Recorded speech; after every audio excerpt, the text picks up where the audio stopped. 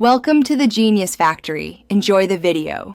You begin by confirming what the table measures. Identify the dependent variable first, then each independent variable.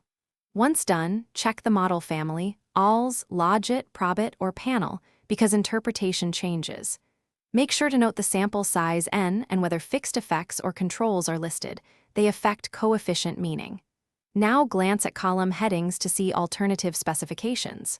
From here, you're ready to compare coefficients across columns and plan, which estimates you'll interpret next. You now read each coefficient. Note its sign and magnitude to understand direction and size of effect. Then connect units, per unit change, percent change, or odds ratio, so the number makes sense. At the same time, inspect the reported uncertainty. Standard errors, t-statistics, or z-statistics are what tell you precision. Once you see both effect and uncertainty, compare across model specifications to assess robustness. Make sure to consider whether variables are scaled or logged before final interpretation. You conclude by testing statistical significance.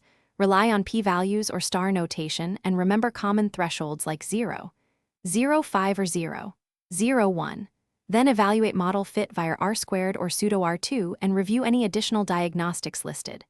Once satisfied, synthesize. State the main effect, its significance, and practical size. If results look odd, run robustness checks. Change controls, transform variables, or cluster standard errors.